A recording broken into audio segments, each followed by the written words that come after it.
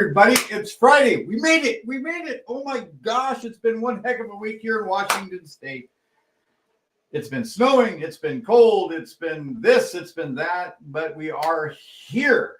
And I want to just jump on and start inviting people into the show and welcome you all. We got Kitty Cat Whack tonight in the first position. So thank you for coming on in, Kitty Cat Whack. It's always nice to see you. And Road Flare as well. Welcome to the show, Road Flare. We got Frankie B in the house. Welcome, Frankie B. We've got Tim James, of course. He's our first wrench in tonight. Welcome, Tim James. Welcome, welcome. And who else do we have? Well, my gosh, we got Jen in the house tonight. The most fantastic, amazing Jen is in the house. Lars Jansson from Sweden, of course. My home, of course, back in Sweden, of course, as well. Frankie B, I think we've already called you. Of course we did, but it doesn't matter. Welcome, welcome, Cielio. As well, we've got Flubber Lane. Nice, nice. Oh my gosh, we've got Cleveland Grave in the house. Who else do we got coming in? We got Richard. Welcome, welcome, everybody. I'm so glad you're here. And as you pop in, I will say hello if I can, if I see it. But I need to introduce our guest for tonight's show, Armando. Okay.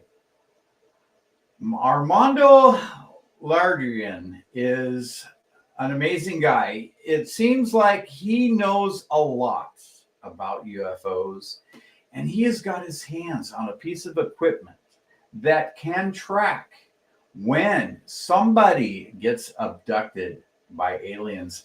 Now, it just doesn't track like location. It also tracks many other things along with that. Radiation, other environmental factors that are going on in a location. And this whole system is plugged into a nationwide network where things could be monitored real time. Now that is amazing. And I can't wait to get him on here to talk about the things that he's seen, the things that he's discovered. Amazing stuff. And I tell you what, let's just bring him on in here, Armando. Welcome, welcome to the show. Thank you, Lee. Well, the first thing that we need to go into here, sir, is how did you get interested in all this UFO stuff? Well, it goes back many years.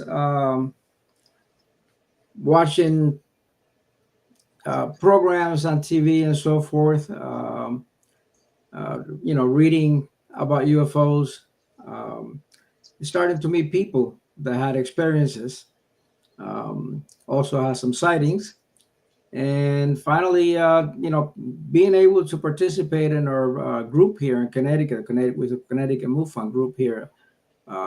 Wonderful group, very well organized. And the more that I participated, the more involved I became, the more people that I met, the more interesting stories got. And from there, I wanted to know more. Started doing some sky watches, started buying some equipment here and there. And that's how I got here. Can I ask you, sir, where are you from? Because I am detecting quite the accent. Cuba. You're from Cuba? Yes. Mm-hmm. Okay, so in Cuba, are UFOs and that sort of thing a big deal? I remember my grandparents talking about it. There have been sightings there as well. Yeah. But when I came here when I was 14, so I didn't hear too much while I was there. So mostly you got the intuition or the need to know more once you got to America. Is that correct? Yes. Okay. Yeah, I'm trying to figure out if during the Cuban Missile Crisis, if there was more UFOs seen in Cuba during that time. Do you know if that's the case?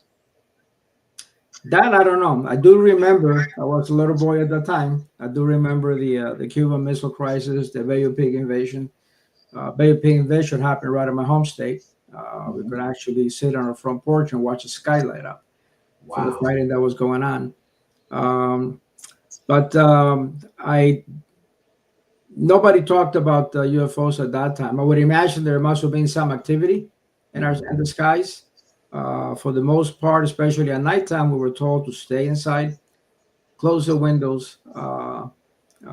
There was some movement of Russian troops that they didn't want us to see. We could hear the trucks rumbling through the streets, but we didn't look. Yeah. Wow. That's amazing to live through that and then, come here and be introduced to a whole different reality, right? Yes, absolutely. Yeah, exactly.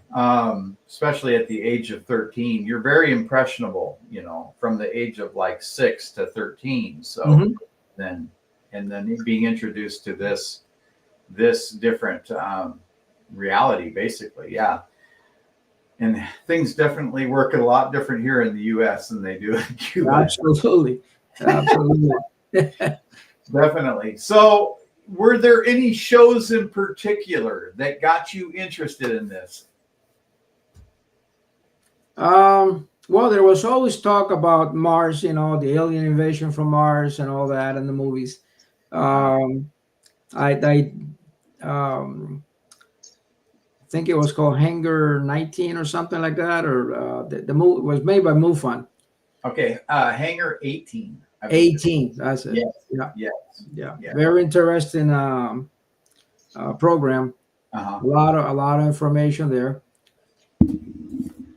Here, let me get my microphone in front of me so people can hear me. Okay.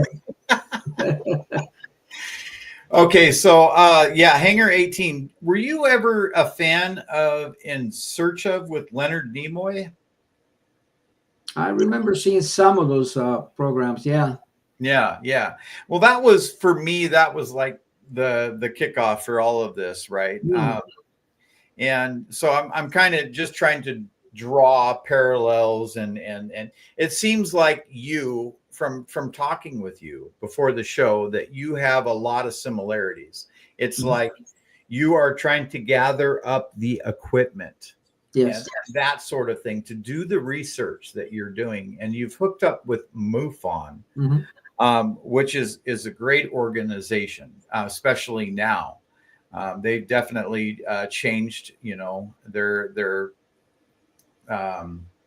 I would say they're not their membership, but they've changed their organization around a little bit, and it doesn't seem so government run anymore. There doesn't seem to be a lot of fingers from the government in that organization anymore, and that's a great thing. So, but you have told me before the show that you've had some sightings yourself. Yes, absolutely. Yeah, and so I would like to take you back in your way back machine.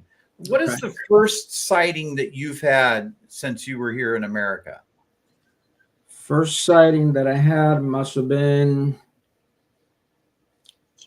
probably around 1977, 1978 on 91 heading north by Hartford, right by the Colt building, the Colt manufacturing. I'm sure you're familiar with the firearms. There's a Colt building right by the Connecticut River. And I was driving north and I saw a light that went really fast right across the sky. Nothing that I ever seen before moved that fast. Yeah. A shooting star would have been like a snail compared to this thing. Yeah. And it's beyond explanation. You witnessed something totally amazing and something totally unknown that, at that time, I don't think we had anything that flew that fast, and I still don't think we do. But that was moving. That's great. I've seen things come out of nowhere and streak across the sky too.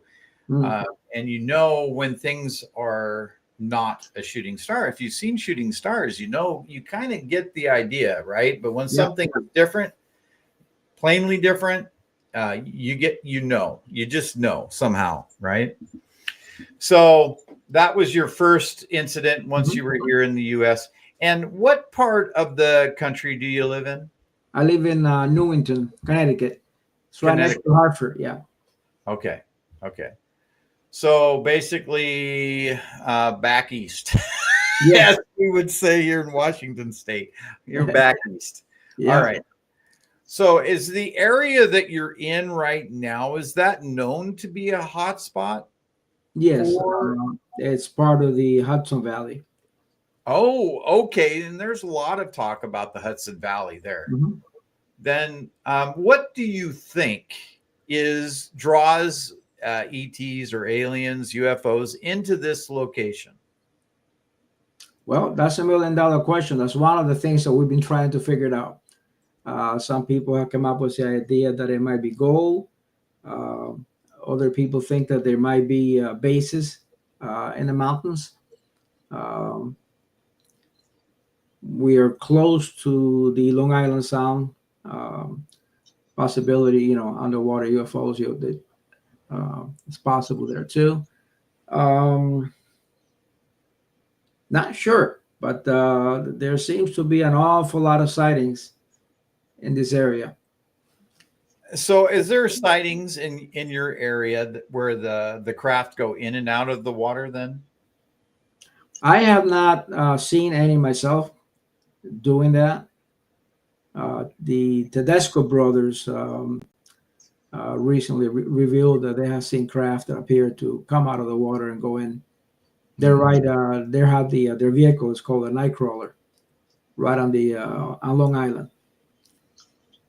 Okay. They're Okay. doing they're doing wonderful work on that spot there. They're seeing a lot of things. Great. That's good. That's good.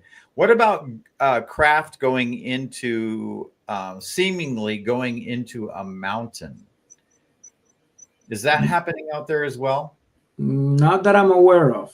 Okay. Okay. But one thing interesting that I found here in Newington, on the town's website, they I think was it for the Parks and Rec. I have it. I have made a copy of it. I got it here on my computer somewhere. Um, they actually made reference to Cedar Mountain, where there were two sightings. I believe it was 65, 66. Yeah. There were UFOs sighted there. Yeah. Now, to my surprise, I went to the library to see if I could get a copy of the article. They told me that at the time that the newspaper was being digitized and it was not available. And as I turned around disappointed, she says, "Well, I got other stuff." Nice. Yeah, I stopped dead on my tracks and said, "What?" She said, Yeah. "Yeah, I got other stuff." And she just turned around and pulled the book right out of her back. I mean, she didn't have to look. It's like she Yeah. was waiting for me. And she opened the page and says, "Here you go." So I Yeah. made some copies of it, and I had that. But there were other sightings here in the winter, but the winter residents seeing crafts over here too. Yeah. We've already got somebody coming up here. Cielo is wondering where he can contact you as well. So, before we go on any further, you're on Facebook, and they Yes. can contact you on Facebook. So, Yep. I just want to make that announcement because uh, there is a gentleman here that is very interested in contacting you, so they can find you on Facebook. Yeah. All right, great. So we'll continue with this. Now, how long have you actually been gathering equipment to basically do the research into this phenomenon? Basically, I've done most of my. Let's just say I have bought more of the expensive equipment over the past 4 or 5 years, and that includes Geiger counters, tri-field meters, binoculars, some of the stuff I made that we needed, adapters for cameras and so forth. I showed you one earlier today that I made for one of the cameras that I purchased. The Mater was that was actually the first one to buy the Mater here in Connecticut. Mm-hmm. So now I have two, and we have a total of six in Connecticut. So those, the more the better. The way I Yeah. look at it is like a mousetrap. Eventually, you're gonna catch something. Yeah, exactly. And it seems to me, if you've had one sighting, most likely you're going to have another one. You know, it's there's people that say, hey, you know, where can I go to see a UFO? And I can tell people that, but unless they are willing to put in the time and the effort, you know, they're not going to see it. It seems to me that sometimes this phenomena follows certain people, Mm-hmm. follows certain family lines, or they have to put the time in and they have to put that intention out there to get what they want. If they don't, they're not going to get results. Yeah, Would I've only had one event when we were doing a sky watch that we saw something that I still feel was a UFO. It was investigated by MUFON. They ruled it out as a Chinese lantern or possibly hot air balloon. There was a hot air balloon festival going on that day. However, we found out later on that all the balloons are being grounded by 9 o'clock because they were going to have a fireworks display. This took place after 10 o'clock. Also, the Mater units out in Wallingford and the one that I have here in New England, they picked up something. So something was going on. So this would be a good time because you've already mentioned it. What is that you're talking about, the Madar? The Mater. Now I'll tell you exactly what that stands for. I have it written down because it's a long name. Yeah. I don't know where these people get these names, but they do. So the easy way to remember is Mater. But Mater stands for Multiple Anomaly Detection and Automated Recording. Okay. So you have this device in your house. I got two of them. Yeah, I guarantee you by the end of the show, nobody will remember that. They might remember Mater, but they won't remember that. So this is the way. This is the way to help everybody out. If you could, after the show or tomorrow, on your Facebook page, if you could post the information or pictures of the device so that people can do their own research into it, that would be a great help. It's easy to get to. It's Mater site, Mater.site. Anybody can put it on their phones and look it up. And let's see if how would you spell that for everybody? MADAR .site, SITE. Okay. Yeah, and that's gonna bring you to the Mater map. We actually have, and I got it. This is the what I have here is the report that was released for January. If you don't mind, I'll read it. It's very brief. Yeah, that's fine. Just one question before you get into reading that is, this is a U.S. thing, right? It's not worldwide. It is worldwide. It is worldwide. It is worldwide. And so how many people have these devices right now? What is the total number? The total number of participants in the project is 280. It's 280 from around the world. Yeah. And this is detecting what kind of anomalies?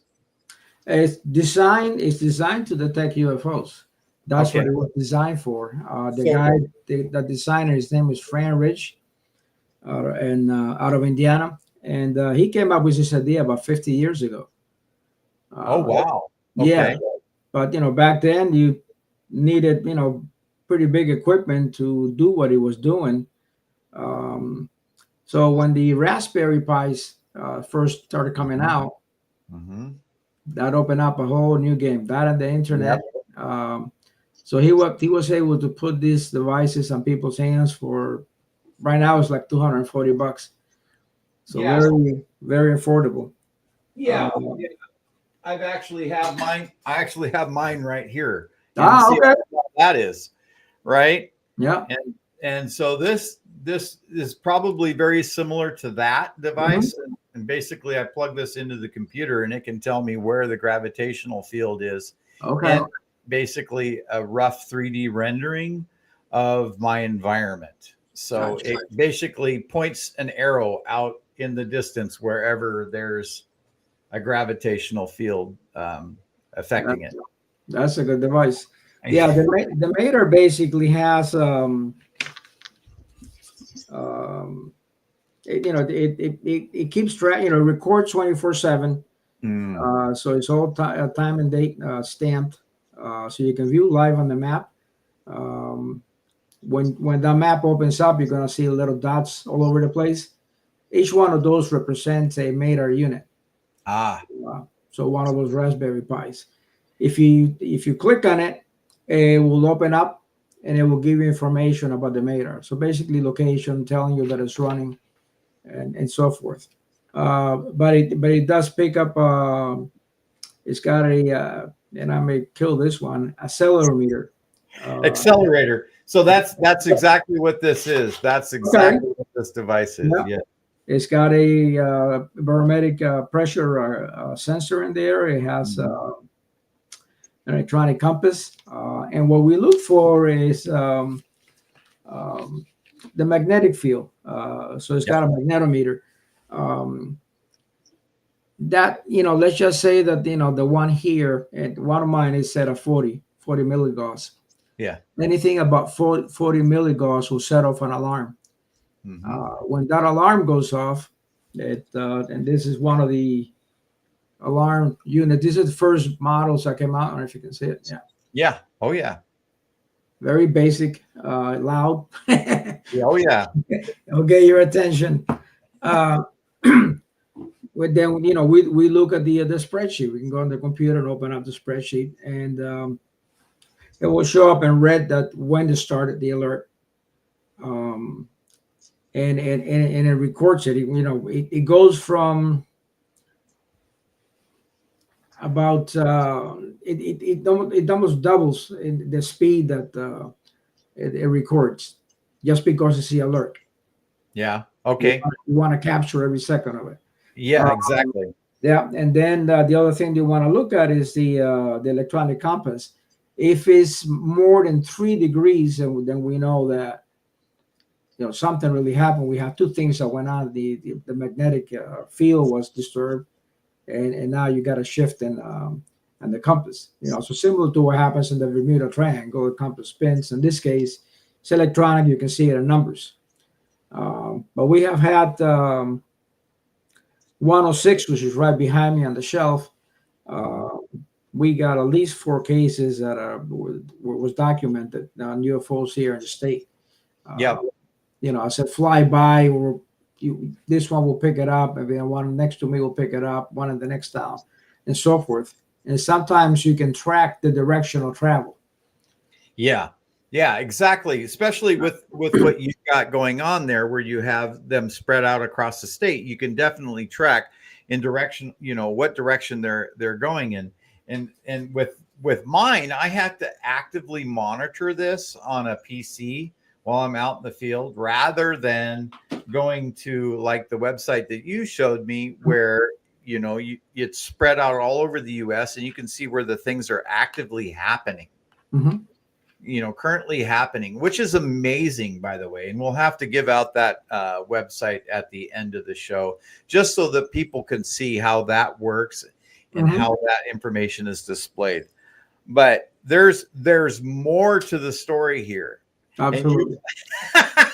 You've only touched on a brief part of it, and you've got another device as well. Yep. That we need to get into. We need to talk about this other device, because you have one of them that is built specifically for people that go out in the field away from their home to do the research that you are doing, sir, which is an amazing research with amazing piece of equipment. Can we start getting into that? Yeah, it's called and it's got another one of those long names. Here's a warning. It's called Modular Unidentified Phenomenon Alert System, otherwise known as MUPAS.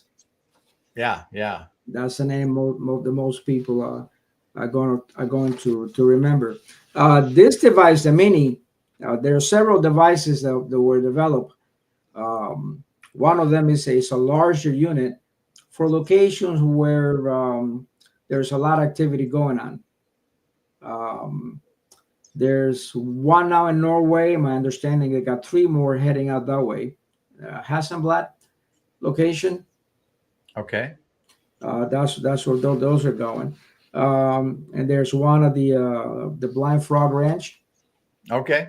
Yeah, and of course Jim is running one of those at his house. Uh-huh. Yeah, and we're talking about a unit that has a lot more sensors. Yes.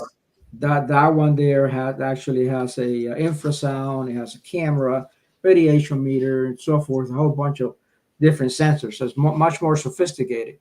Yeah. The MUPAS Mini, which is the one that I purchased, that unit also has a lot of sensors in it.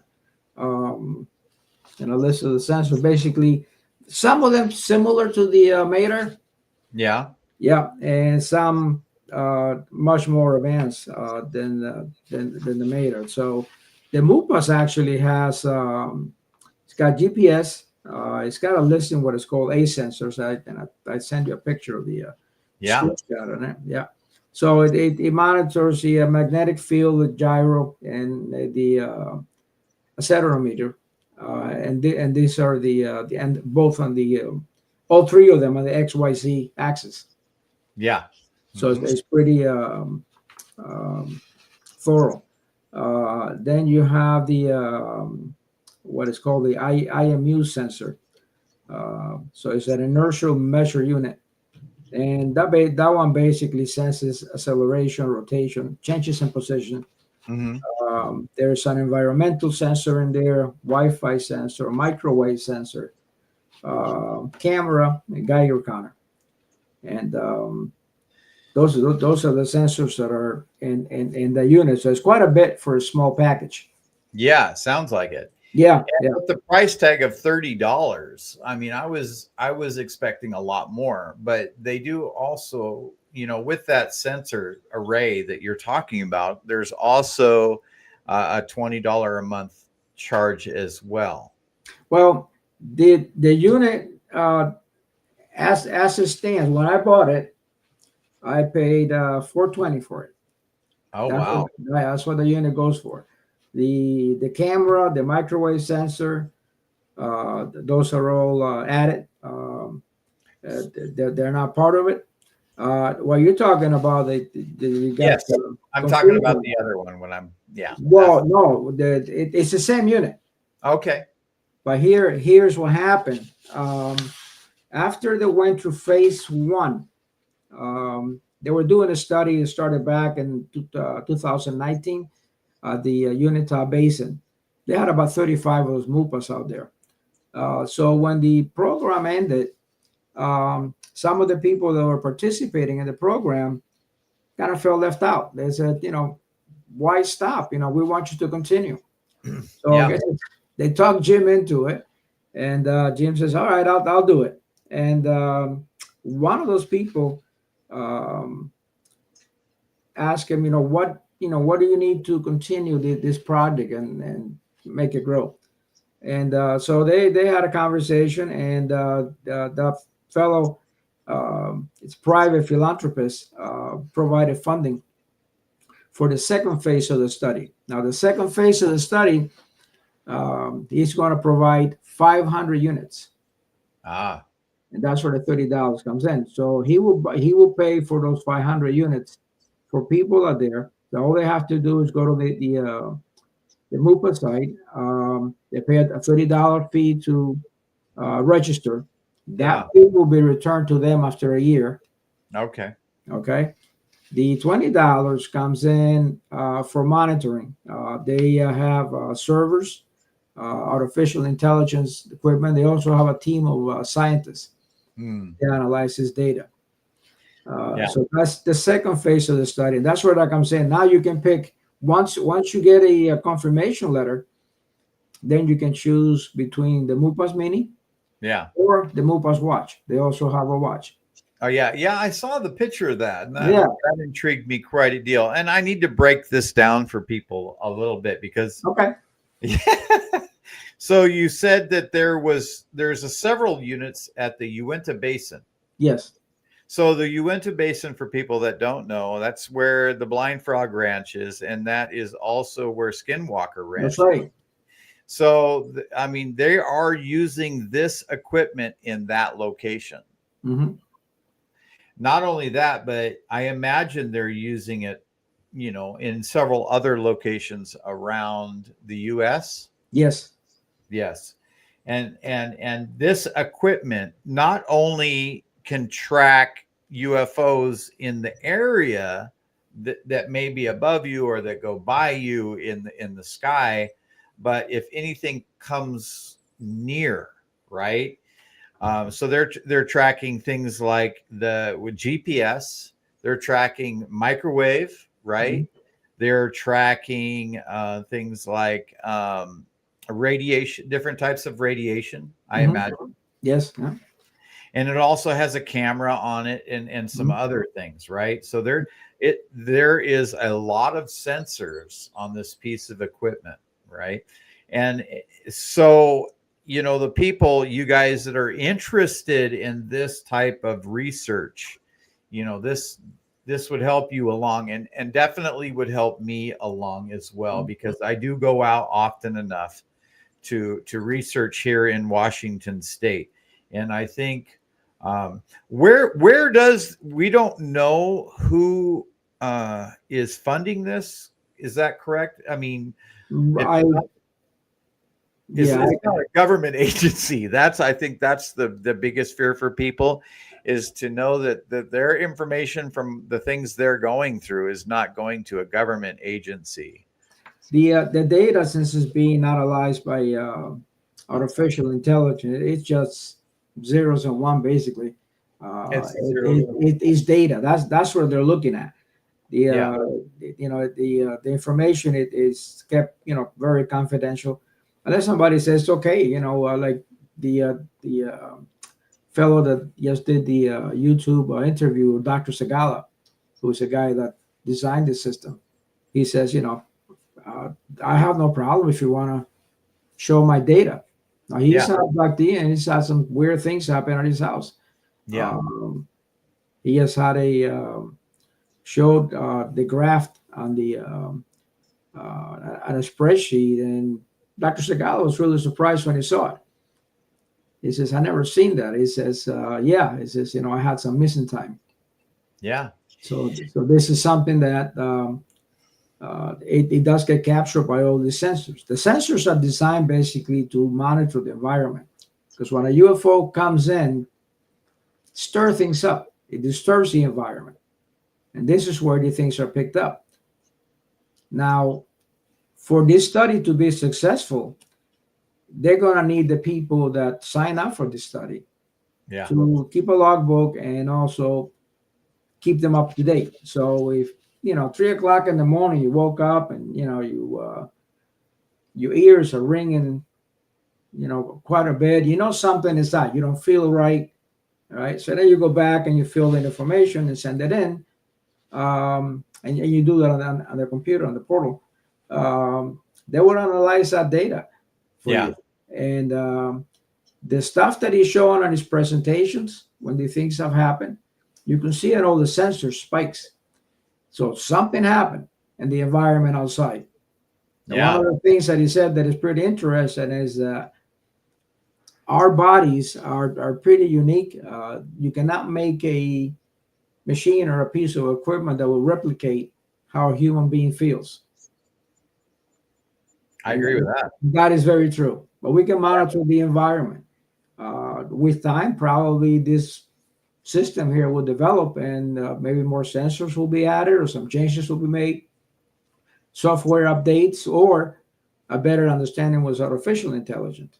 So Right now, they're looking for 500 people to Yeah. join this study, and they can technically get that piece of equipment for the $30, and the $20 fee that goes along with it is just to pay for the servers that they have. Yeah. There's a lot of data going into those servers. You know, Um, where can people find this data? This data that's being collected is open to the public. Is that correct? um, that I'm not sure. I did share some of my data with Yeah. my brother and one of my friends. So I contacted them, and what they did is they assigned them a like their own account. Okay. That way they can view mine. So Okay. they have permission to view mine, but they can also view um, theirs. They live right here in Rhode Island, Okay. so a system they can also see that. And there's another one, Blind Frog Ranch. I can see as well. Okay. So they Great. can get an idea what's going on at those locations. Now, Well, it may take a little bit of time to understand all the graphs and what they do. Um, it's when you first open it up, you say, wow, what is this? But you learn over time. You learn. yeah. The system, their goal that they have, and this philanthropist is willing to fund those units. They're looking for 10,000 units or 10,000 people to participate. Yeah. And this way they get a much broader group of people feeding information into the system. Yeah. And basically that's priming the artificial intelligence for each unique individual. And they're going to get a lot of information that way to be able to solve this mystery. And I think that it's good data. Well, it's solid data. We've got all of these. We've got all of these, pilots coming out and, Navy personnel coming out and talking about all this stuff that's happening to them. This is like hard data where abductions are actually happening. Yes. And that's really like next level. That's beyond what we've got going right now, in the news. With people talking about, well, I picked up the egg-shaped craft, with my helicopter, and I took it over here.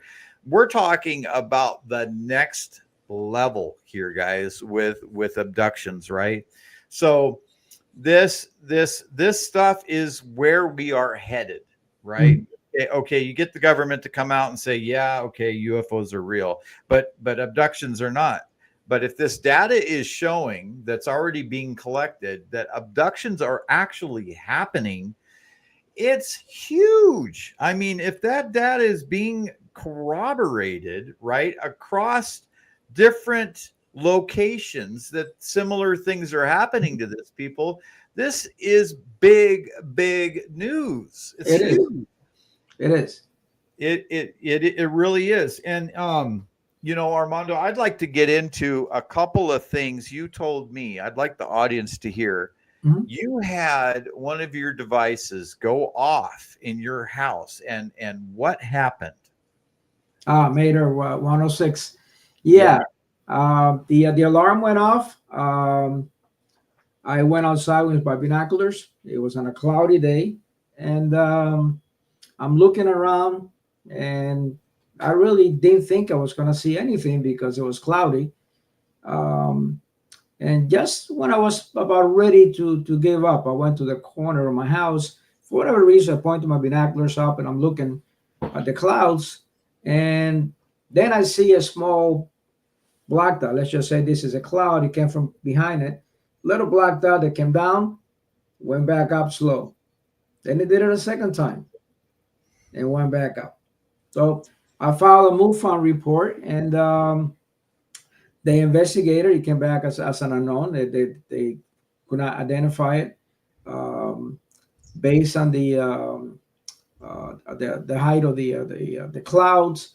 There were two planes that went by. We checked it out on Flight Radar 24. They knew exactly how high they were. They were able to track it, so there was a timestamp. I was also able to get the exact time by one of my cameras. I have a Ring camera in my backyard, and I went and looked at the timing where I was putting my binoculars and putting down. I did it a couple of times like that. I said, okay, so now I got the exact time. Now we can go to Flight Radar 24 and look at that time period. And so we did that. The MADAR team looked into it. The MADAR team, unlike MUFON is the only group that investigates UFOs. MADAR does not have a team, but they do have a small group of people there that are pretty smart that got together, and based on all that information that was provided to them, the magnification of the binoculars, they determined that what I saw was anywhere between 3 to 5 feet in diameter. 3 to 5 feet in diameter. Okay. Yeah. So the location where it was at, it was pretty odd because that's a heavy traffic area here. We have Bradley Airport. We also have Brainerd Airport. So planes go there all the time. Nobody should be flying a drone. And this is way before this drone issue came up. Right. That's another story that we're looking into. So pretty weird. Yeah, that is. So you got basically inside your house, you had the piece of equipment go off basically and say, hey, there's something strong. There's some magnetic field in the area that's pretty strong. Yeah. And now I'm alarming. And so because of that, you took a pair of binoculars out and saw this craft in the sky. That's correct. Yeah. Okay. So this is huge for people because I imagine everybody that's listening to our show right now would love to know when there's something like that going on in their neighborhood, in the skies above their house. So this piece of equipment that you have is what? MADAR. A MADAR. Mm-hmm. MADAR. Okay. So that's not what I have up on the screen right now. MADAR is something different. So you'll have to look that up, guys, in Google to find that piece of equipment. But go ahead. Yeah, if you go to MADAR site, madar.site, it will pop up, and all that information is there. The whole history of how MADAR 1, 2, and 3 got started, where to purchase it. There's also a spreadsheet with all the data. And that's also that is important to document cases because this thing records 24/7. All the data is there. And when an alarm goes off, those numbers will turn red. As will the little dot on the map. Yeah. Yeah. Just like I put up on Facebook there. Basically, it's got all the dots all over the US. Yep. Yeah. And it can show, I imagine it shows in real time when there's things happening, over your state or over your town or whatever that is. Mm-hmm. So that's pretty helpful. That's amazing because, everybody sits in their house. We're watching Netflix or we're eating dinner or whatever, and your alarm goes off. You're able to grab your camera and head out the door right then and possibly capture something in time. And what a benefit that is, especially for someone like myself and someone like you and many others on here that just want to see something in the sky. You know what I mean? So that's awesome. That's awesome. And that's MADAR. Okay. Very good. Very, very good. Let's move on. So that's not been your only sighting from what I understand. You've had some more things that you've told me about. Yeah. Why don't you get into some of the other stuff as well? All right. Yeah, this was a sighting that was documented by MADAR. And I, if I say to anybody, so I had a sighting in Newington, happened on such and such a date, I can print out the data sheet and say, well, here it is. Alarm went off at such and such a time. This is when the alarm started. This is when it ended. I will have my reference to the MUFON case Mhm. to back it up. And to my surprise, in that case, ended up on Coast to Coast. Yeah, I'll send you the audio on you that one. did. You Yeah, did. Yeah. Yeah. I mean, so well documented, and that's basically what I'm looking for, to try to document the sightings the best that I can. Without this instrument, is you can document it by hand and so forth, but you can write down whatever you want. The equipment I don't control. right. Exactly. Exactly. And that's what's huge too. Yeah. You know, um, you might see something in the sky, of course, and record it with your camera, Hmm. but it's not telling you a whole lot just from your camera. But if you've got a device in your house that's basically alarming and say there's a gravitational disturbance around you, and then you've gone and done this, it records the data that, hey, this happened at this time. I mean, that right there, just it you can't go wrong. I mean, that's magnificent. That is really a game changer in all of this. And that is within the reach of anybody. Our Yeah, computers are not that expensive. right. Is that device a device that you can take with you? Say you're going to go camping somewhere. Is it something you can take with you, or does it need to stay hardwired to the Right internet? now, yeah, right now, the ones that are on sale are designed to be hardwired at home and hooked up to the internet, or you can hook it up via Wi-Fi. You have that option too. Okay. The Note 300 is an experimental unit Hmm. that I purchased separate, and I got the okay to tinker with it a little bit. Yeah. So that one I run. I take it to my Sky Watches. I run it off a battery pack. There's an antenna that is attached to it for better reception, and I run it off by the hotspot on my phone. Okay, so yeah, you can run these things local then via your internet connection from your phone. Correct. That's fantastic. Yeah. So you were telling me that you've seen some other craft, Yes. triangle shaped craft. Can you go into that with us, please? Yeah, that happened. I don't have the date here, but that happened maybe 3 years ago. Um, my wife and I were at my mom's house, a mile from my house, so not far from here. And we came out the back door, the porch, and to get into my van. And I looked up, and there was a triangle. It was flying east to west. What was weird was that when we saw it, it was already turning like at an angle. Yeah. So you can see the three lights on the bottom. And Okay. it made a weird turn where it almost looked like it went into the ground.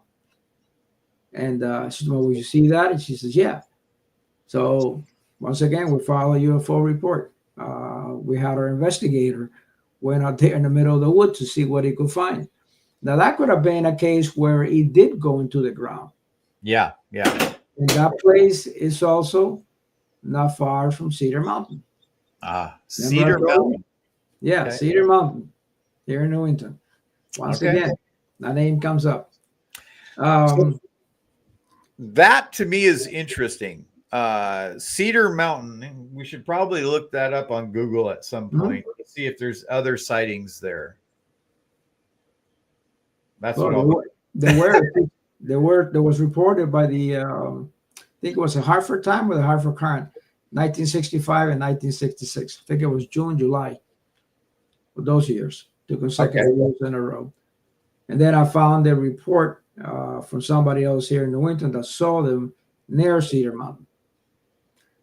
Now, the only thing that is there in Cedar Mountain is a quarry. It's called Balf Quarry.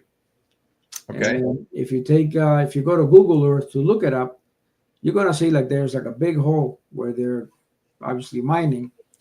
And talking to some of the guys at here with MUFON, we thought, well, maybe that makes it easier for them to read Earth history. I mean, here's the whole wall on the side of a mountain that's been cleaned out. Ah, You can read geologically what happened in this area. yeah. So maybe that's part of it. Maybe they have a base inside Cedar Mountain as Mhm. well. It's possible. If, that's one of my theories. If they can, go into the water without an issue and they can pull people through walls to abduct them, they can Yeah. probably go right into, fly right into a mountain, Mhm. to a base or whatever the heck it is. So we don't know for sure right now, but that's definitely, your research, Armando, is amazing. And I know that, you and I will be talking because I got to get some of this equipment. What I have is not anything near what you've got a hold of. So the fact that it's basically equipment that you can set up and forget about it, right? It's not like you have to actively keep track of the equipment and work with the equipment and turn it off and turn it on and do all the things that I've got to do with all mine. I mean, I have to work with this stuff when I've got it out, and the only time that I do that is when I'm out in the field doing the research. So passive. It's basically passive, right? It's passive equipment that's working in the background at all time. Yeah, it runs 24/7. Yeah. Yeah, exactly. And that's awesome. And so there was another case that you talked to me about too that I'd like to touch on before our show ends. Mhm. And that was some other craft that you had seen besides the triangle and besides the telephone pole type shape. You saw some other things as well. Can we get into that real quick?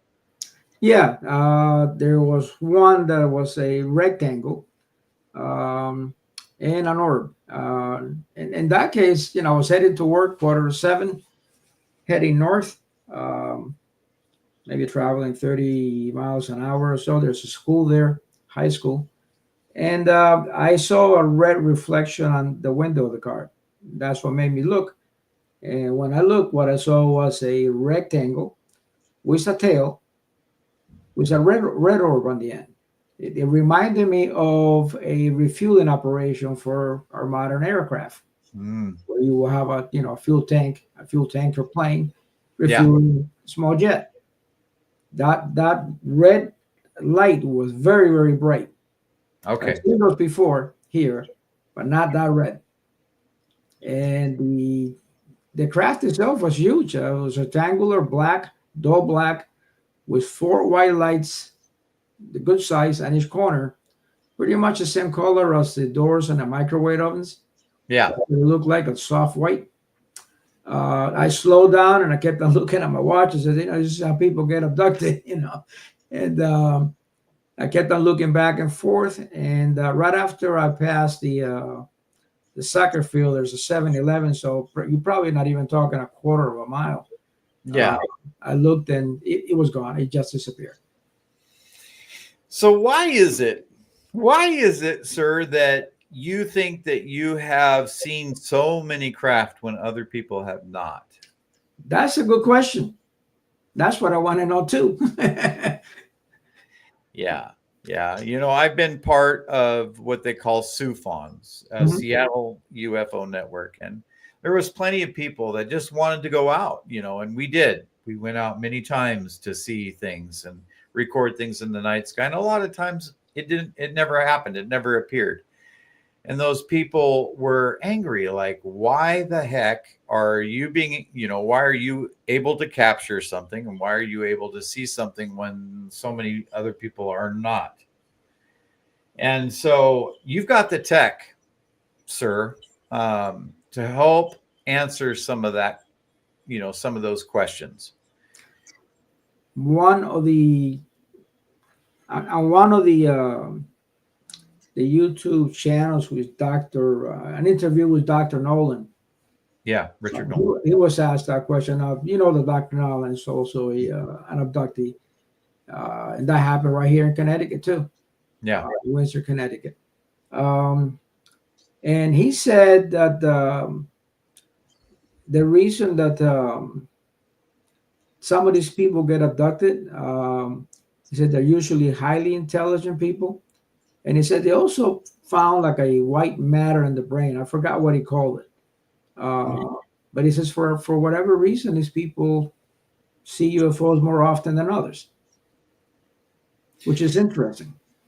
Yes, it is. I mean, they also talk about how this phenomenon, follows family lines and genealogy as well. So it could be that some people are born into it. It could be that, there are people that have made a connection with the ETs and, are lucky enough to see them multiple times. Right. And I would really like to believe, and I still do, I think that if people want it bad enough and think about it often enough and go do the work to, go out on nights, a couple, times a year and really want it and do the work, I think they'll see something. I do. And I think that's a lot of it has to do with intention, right? Some of it. Some of the sightings that I had, I was just minding my own business. I was just driving, and they came out of nowhere. They took me total by surprise. The one with the telephone pole that I mentioned, that's exactly what it looked like. And in that case, I was also driving. I was going home. And here comes this telephone pole flying, and it's flying west to east. And I'm looking at it and looked like a telephone pole until it turned a little bit. When it turned a little bit, there was like a shiny surface up on top, and the sun being on the west, it reflected off the surface, and then it kind of faded. And what I think that happened is it just moved away from me very fast. Yeah, and it faded. Well, okay, so people are going to find you on Facebook. We're going to have to cut this pretty short because we're coming to the end of the show. Dave Scott is up next, sir. I really appreciate you being on the show. It was a great discussion, and Thank people you. can find you on Facebook to get more information about the devices that you use. And I will bid you good night, sir. Thank you all for showing up. Good night. Thanks for having me on the show. Good night, all.